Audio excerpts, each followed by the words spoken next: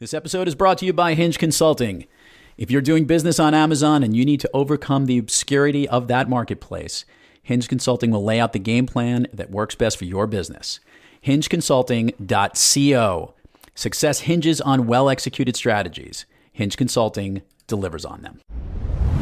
Today on Thrive Loud. The opportunity to be in an environment that has the energy, the momentum, the philosophy, the mindset, and quite honestly, really at the end of the day, the states that we want to live in.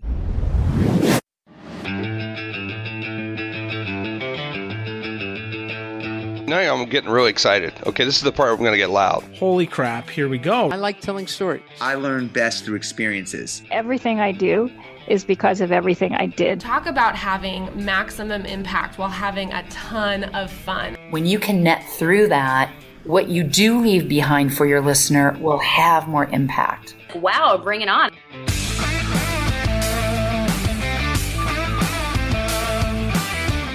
It's time to take an inside look at those that are taking their lives, their businesses, and their passions to the next level. Get ready to thrive loud with Lou Diamond. Welcome, everyone, to another episode of Thrive Loud with Lou Diamond, connecting you to the most inspiring and amazing people that are thriving each and every day. I'm your host, Lou Diamond, and today on Thrive Loud, I bring you the breakthrough speaker, an accomplished entrepreneur, musician, producer, having contributed in Grammy-winning records that have sold over $150 worth of sales, I guess is what it is. A transformational, inspirational speaker, a man who is all about propelling you to the next level, which is exactly why he's on Thrive Loud today. CEO and founder of Revolutionary Growth. Ladies and gentlemen, I bring you Doug McGuirk. Doug, how are you today? Outstanding. Thank you so much for the privilege and honor to participate in communicating and sharing with you. I've been doing a little research and listening to your podcast, and you've been having some amazing guests and really, having a huge impact, I can see. So here's what's great for the Thrive Loud listeners out there. We now might have the potential in this call of breaking some wood, walking over glass, swallowing fire. Who knows what might happen in the conversations with Doug, because he is that kind of motivator. And I know that everyone's going to love to hear a little bit of his story. I think I'm going to start to pass the baton to you. And I think what everyone wants to hear, which is something that you and I are both all about in helping to move people to that next level, is what you're doing to help people get unstuck. And I think you've actually used the term there. There are people that are addicted to procrastination and not getting themselves out of the zone that they're in and not stretching who they can be. So why don't you, I'm going to pass the baton to you, Doug. And, right on. Let you rock. Hit it, man. Well, thank you too much. What I found, just in my experience, and we'll dig a little bit deeper into it, is that people get addicted to the story.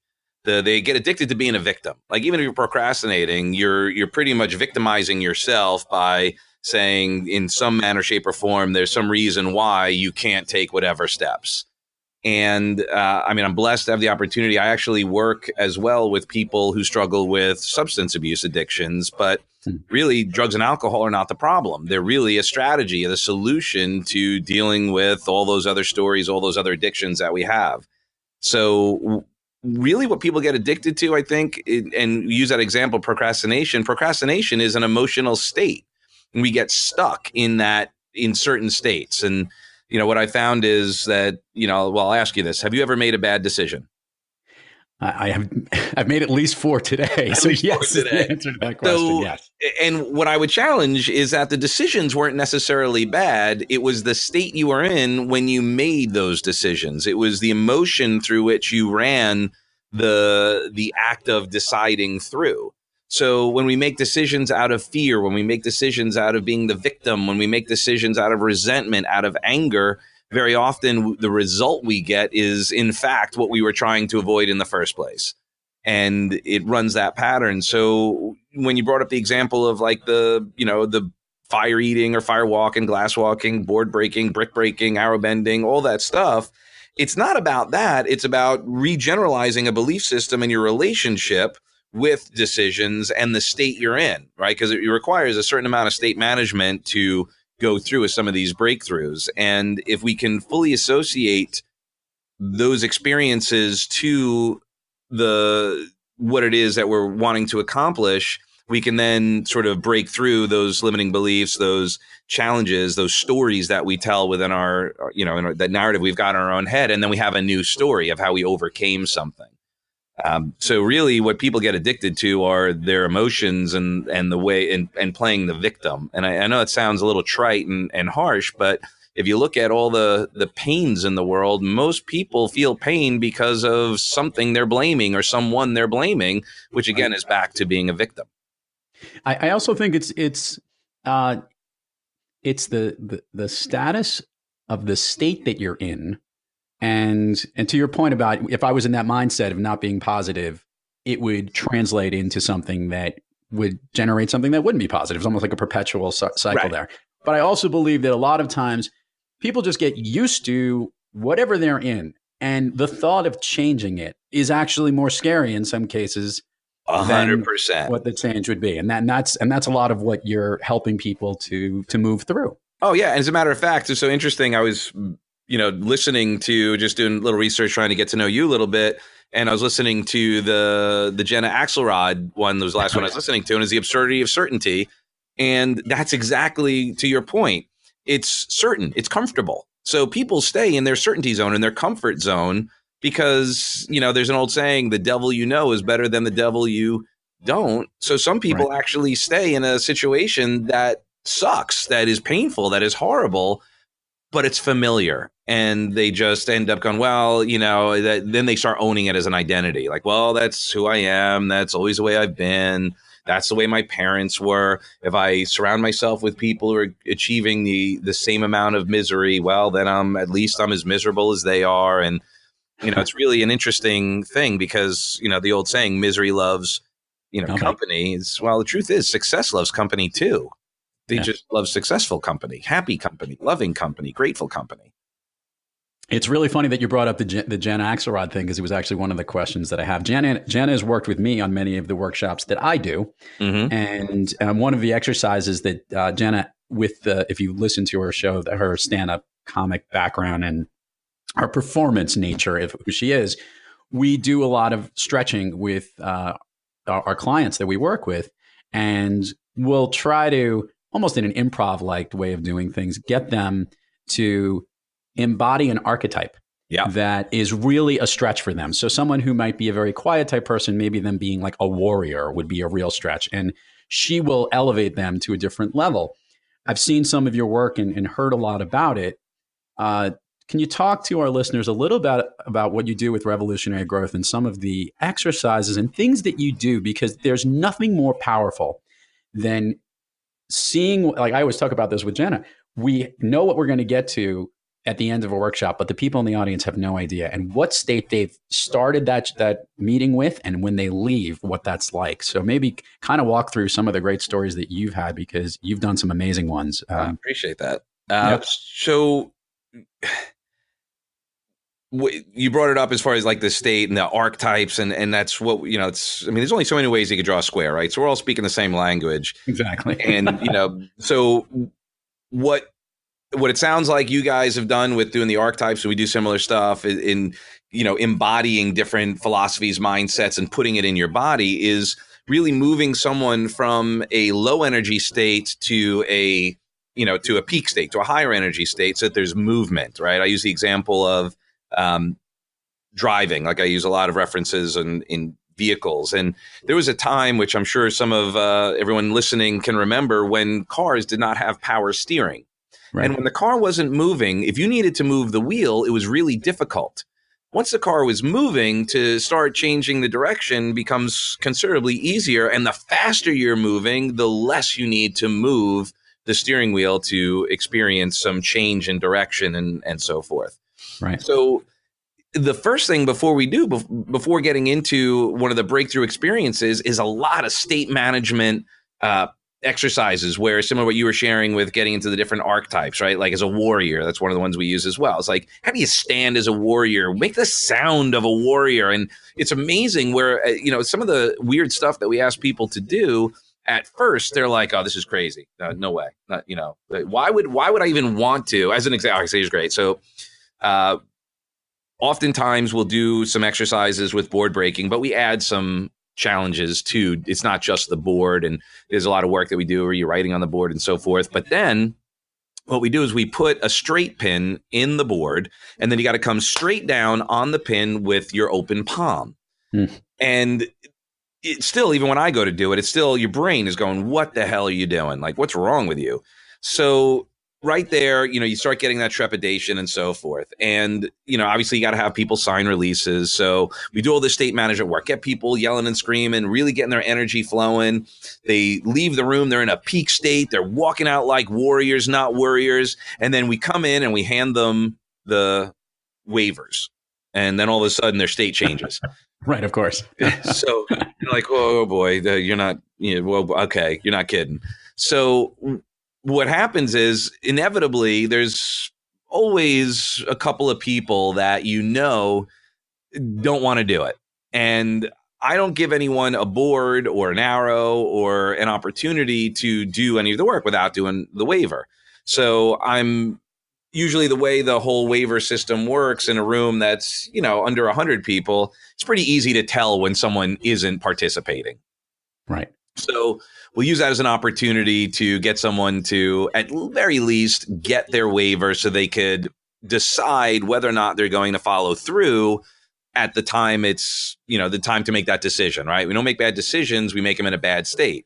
So in that moment, they're feeling all this nervousness, this trepidation, this so forth, and got to interrupt that pattern, get them to change their state a little bit so that they could be in a better state in order to do the breakthrough experience.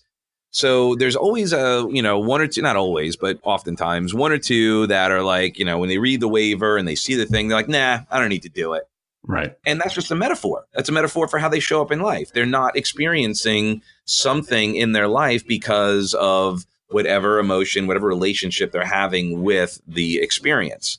So inevitably, what always happens is if that person does take that first step, which is get their waiver and fill it out and then get their board and all of that, they will end up following through. But you could watch the journey, right? So there's always, you could see them in a trance watching everybody else, and they don't know how to process it. They're like watching and, they're like, yeah, but you could see the energy start to shift. You could see the room just get them to the point where they're at least, all boats rise and fall with the tide. So they're at least standing up with them and ready to go. And they always go up and do it. And the looks on their faces when they follow through and they break the board, they do the pin, they walk on fire, they do the glass walk, they break the arrow, whatever it is that they were fearful of doing, the explosion of joy, of release, and the shares that they have after of like, I wasn't going to do it. And I realized that the only thing that was stopping me was some crappy story that was going on in my head. I was creating images, pictures of fears of what was going to happen. But then when I saw all these other people doing it, I realized that if they could do it, so could I. Right. It's really interesting. And I want to rewind the clock a little bit. I'm going in a crazy chronological order with you, Doug. I know I have been to several Tony Robbins conferences, and very appreciative of how he gets everybody up. I'm having this one vision that I one time did that, the winner, everyone's jumping up and dancing and, right, running to the sky and screaming. And I know you've had an affiliation with Tony. So that's why right. I brought it up at this point. And one of the things that I've always found really challenging is that after those powerful, inspiring type of immersive experiences, whether it be from yours, from mine, or from Tony's, it's the follow through thereafter. There's always, like anything else, there's people that are leaving there and they're ready to take on the world. And then there's that natural, the regular world comes in and they're not dealing with that inspiration every single minute or during that intense period, and it starts to fade a little bit. Right. What have you done with some of your clients and relationships to get the mindset set to go beyond the Revolutionary Growth Workshop or working with Doug or Lou or Tony? What are some of the things in your life or in your experiences that you've done to keep that power and motivation going? Well, for me personally, and this is what I recommend and coach people on, is getting themselves into some form of coaching, if nothing else, accountability group, accountability partnership, someone who's going to hold you to a higher standard. So like I'm part of this men's group called Ego, and it's the Elite Gentlemen's Organization. And what we do is we get together once a month for dinner and we goal set and we, share our successes and challenges during, the month.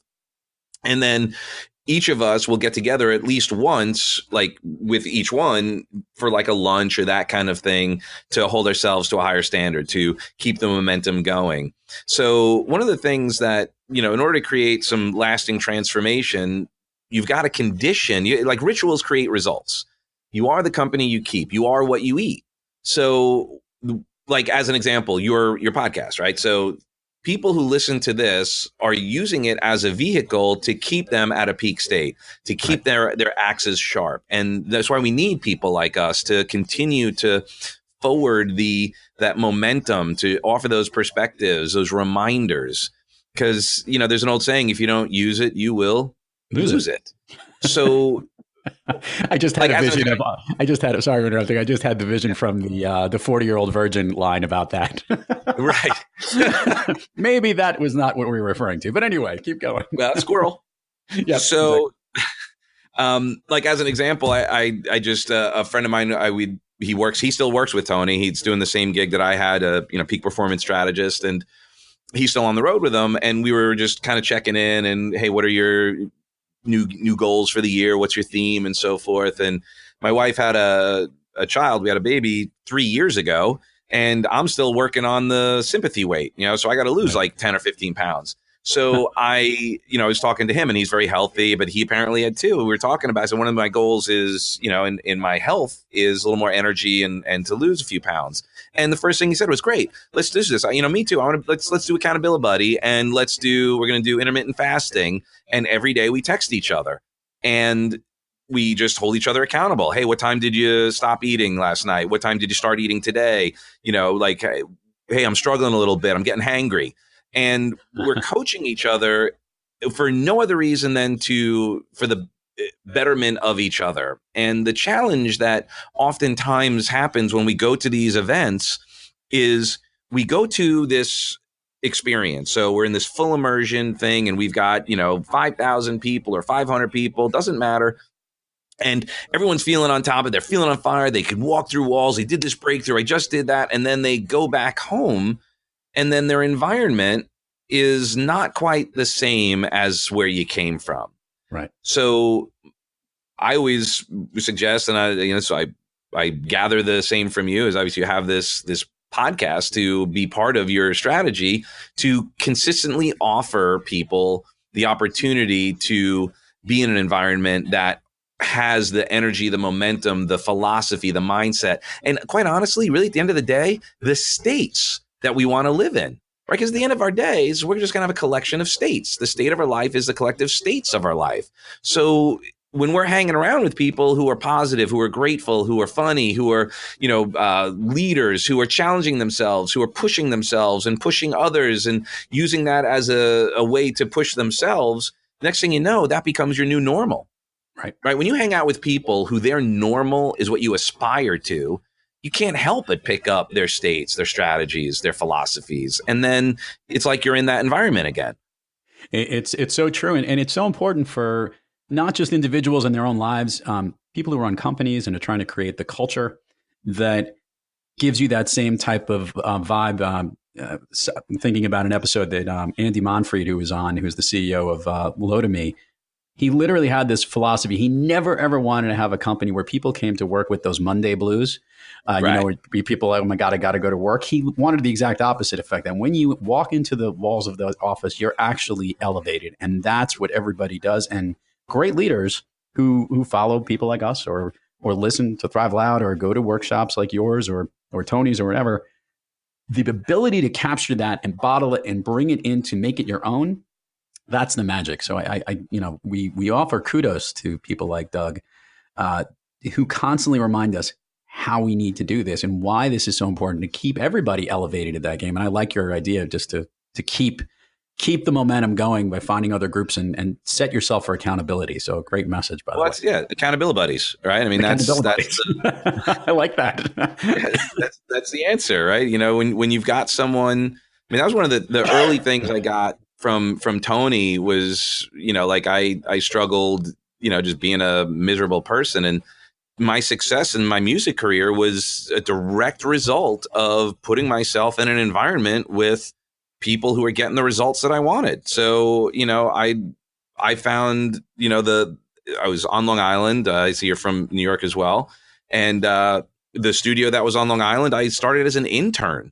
And I worked my way up to staff producer, and we're making, winning Grammys for Celine Dion and, J-Lo and other records and so forth. And what I learned was when you hang out with people who are delivering results at a certain level, you just can't help but pick up that, and you've got that momentum and that energy, and it's sustainable. That's the difference between especially today, in today's world right now, it's more important than ever before to have a strong, positive culture in your both professional and personal environment.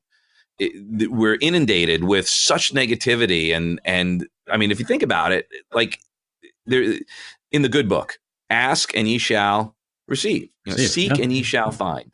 And Facebook algorithms, and even Google to some extent, well, who knows how much they're being influenced. I don't know too much inside, but I know this is that if you're on Facebook and you're engaging with people who are going, F this, F that, screw this person, this is bad, horrible, and you're liking and you're commenting and you're doing all of that, Facebook is just going, oh, that's what you want to see, customer service.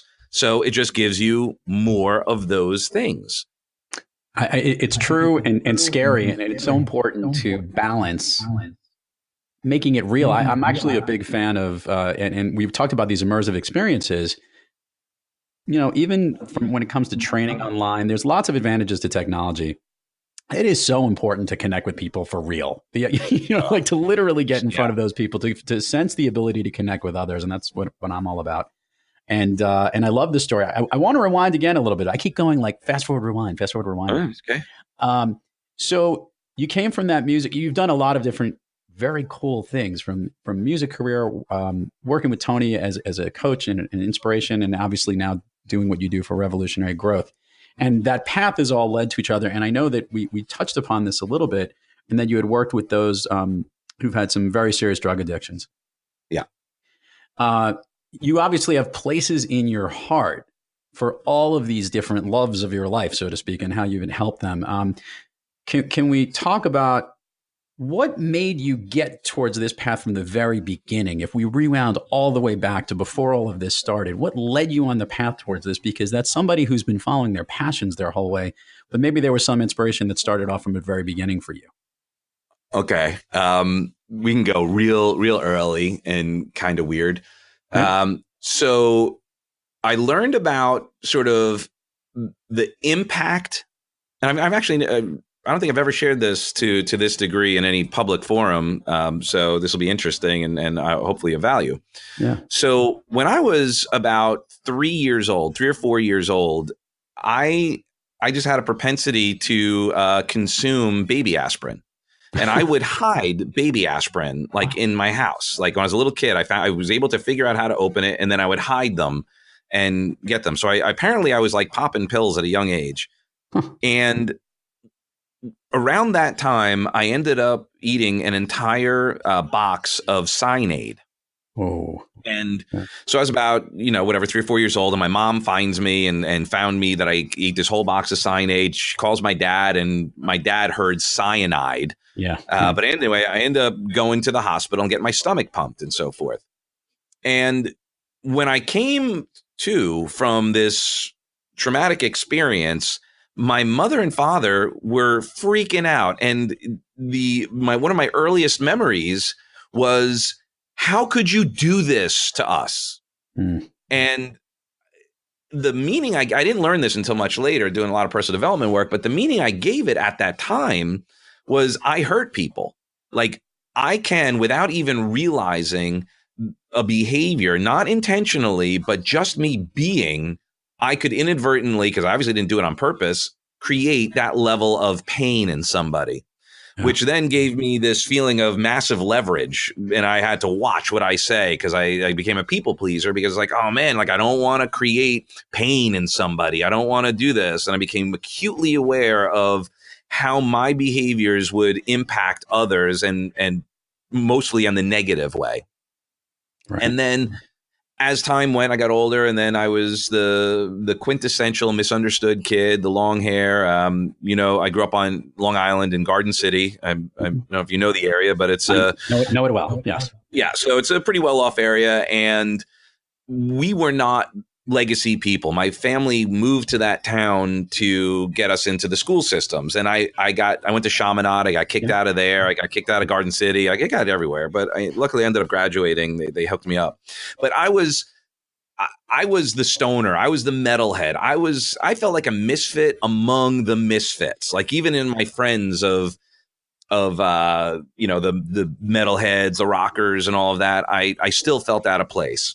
And so finally, like I was either pissed off or super depressed. Like I didn't really have much in between. Like I felt so misunderstood. I'd be pissed or depressed about it. And I'd be getting into fights and breaking stuff. Literally every room in our house when I was growing up had like holes in it and, doors were replaced. And then when I was about 17, that's when I got introduced to Tony and got on, well, little tangent. I just want to go off on a tangent if you don't mind. No, because it's funny. I was listening to your thing, and you and Jenna actually had some experience with Howard Stern. Yes, very much so. Yeah, and Jackie the Joke Man Marley. So right. So I've worked with Jackie and his wife and stuff when I was at the studio. But before that, when I was 15, pissed off, angry, frustrated, didn't know what to do. My dad was about to move out. My mom, I always wanted to rock. I was playing guitar since I was a little kid, but music, that was what I was going to do. So my mom goes, oh, let's go to my I guess her boyfriend at the time had a friend who was a tech at the studio on Long Island, Cove City Sound Studios, which is still there actually. And so I went there with my mom at like 15. And when we went in there, Howard was there, Robin, Leslie West, and Dee Snider. Oh, very cool. they were all there. And while I was there, they were just showing me stuff. They wouldn't bring me into the control room or any of that kind of stuff. So I was just in the lobby, and then Dee comes out, and as I'm standing there, Dee starts walking down the hall, and then the guy who I'm with goes, "Oh yeah, look, there's Dee," and Dee goes, "Who the F are you?" And I was like, "Oh geez, I'm Doug," and he's like, "What the F are you doing here?" And I'm like, "Well, I'm just here for I didn't know how to respond." He goes storming up the stairs, starts screaming at the studio manager, "David, when I say lockout, I mean lockout."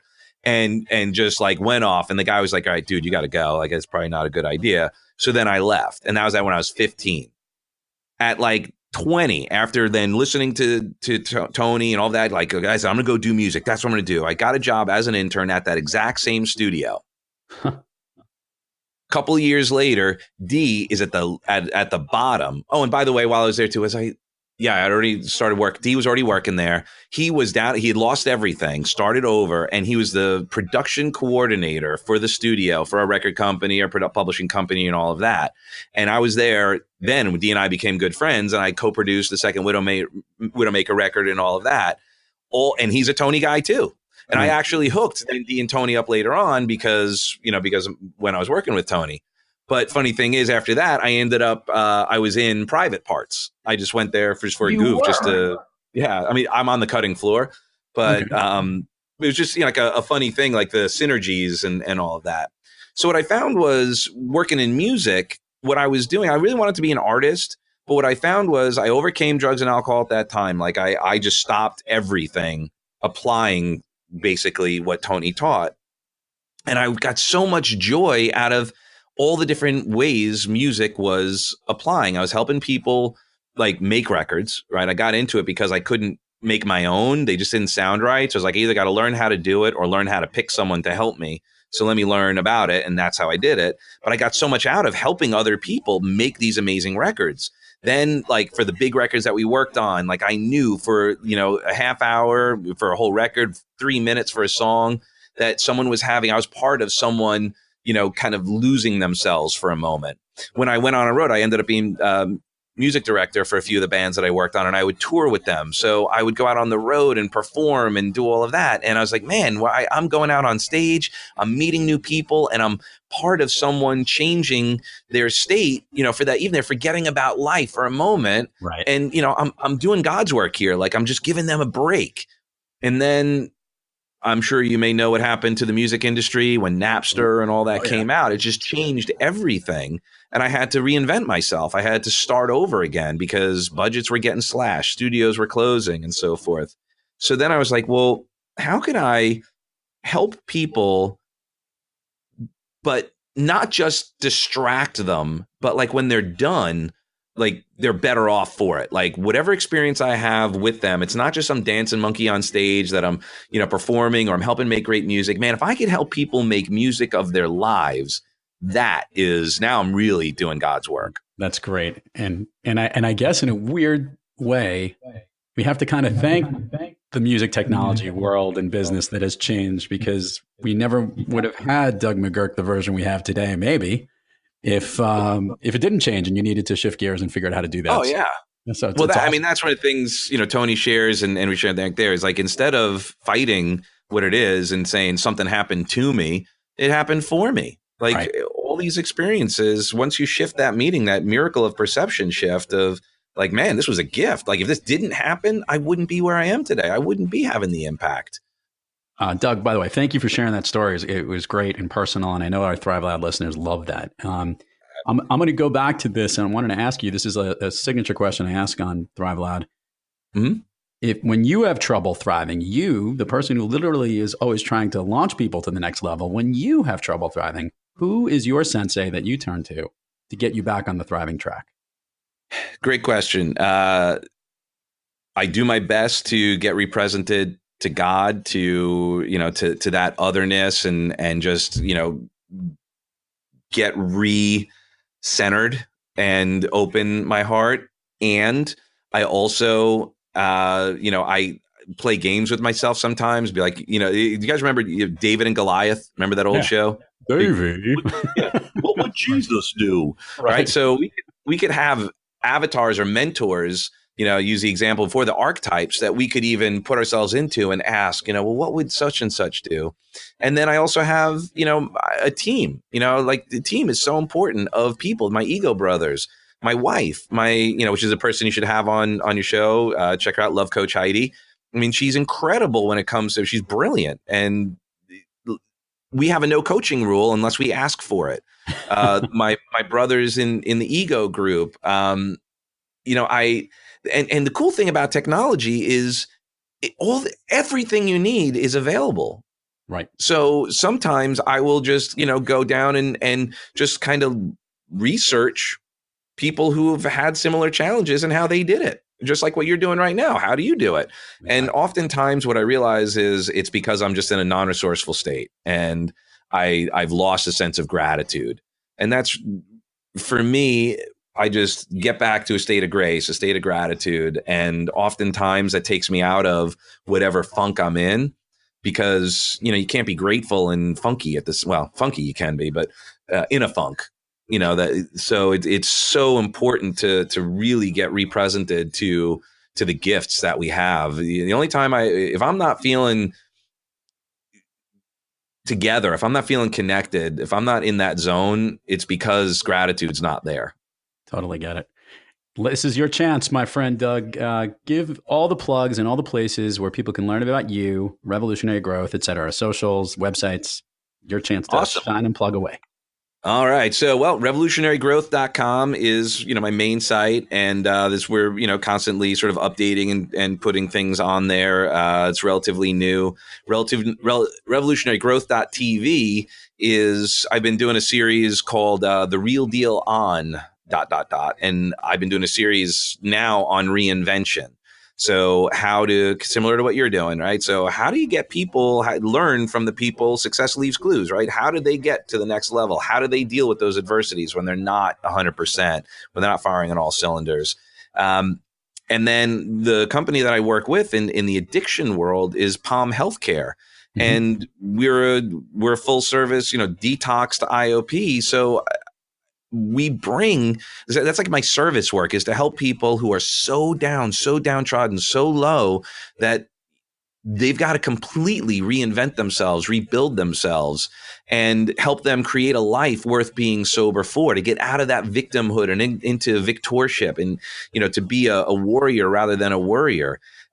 So that's, a great resource of opportunities for people to really understand how people get trained into addiction. Doug6, DUG6, I believe is my Instagram, and Dr. Doug on LinkedIn. And, my passion is to really be, my mission is to positively affect paradigm shifts in human consciousness by any and all means. And I love doing it for companies, for organizations, help them deal with addiction, because my wife and I, we run the family program. And what's going on, this addiction the challenge is the world is really painful right now, and people are just finding ways to escape, whether they're escaping through the internet, through, food, through porn, through shopping, through, oh my goodness, now shopping, Groupon, and all these other things. Like, man, you could end up spending, so much time, energy, and money buying these crappy little things because you've got this like empty hole in your heart. And, it impacts so many people. So one of the things I love going into organizations is helping them deal with that culture shift, both in their organization personally, but also how do you bring that, set it up so they could take it home with them? Because oftentimes, people are either bringing their crap from work home or their crap from home to work. Right. And, to find that balance, and, the personal drives the professional, and we just got to, just find a way to up-level our culture in all ways, personally and professionally. Well said, and lots of great places, and Palm, that place is down in Florida, right? In Delray Beach, Florida. Excellent. Yep. We'll put all the show notes and all the links within the show notes, so we can have it in there. Awesome. I know you've been dying to answer this question, because I'm actually curious to hear the reason why. Doug McGuirk, your favorite movie of all time? Oh, that's a great question. So there's a movie called Big Fish with Ewan McGregor, Tim Burton. I love telling stories. One of the things that I loved about Tony, I connected with, is his ability to tell stories. I love Walt Disney because everything he did tells a story. Even the parks tell stories and that kind of thing. And I was hooked on the movie right at the beginning when I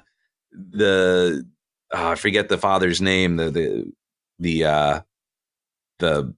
father is the guy who's telling all the stories, where Ewan McGregor is the younger character. And he tells his son, he goes, "You don't know how to tell a story. You tell all the facts, but none of the flavor."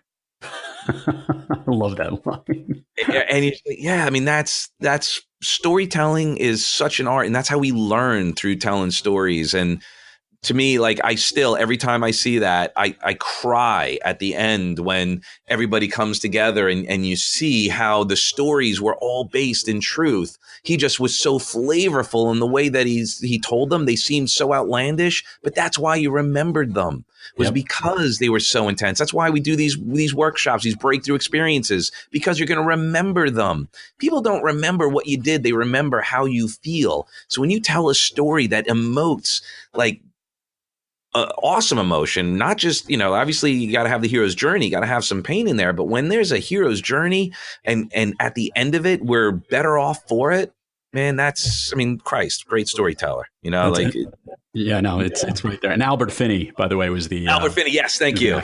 Is the actor, because I had to look it up. I can't get the credit for it. Usually I'm pretty good. I knew I had the face too, and I couldn't. I had his face too. I just saw it, but yeah, I couldn't. He's got, his latter part of his career, he's made, from Erin Brockovich to Big Fish to all those movies, and even all the Ocean's 12 movie he was in that. So yep.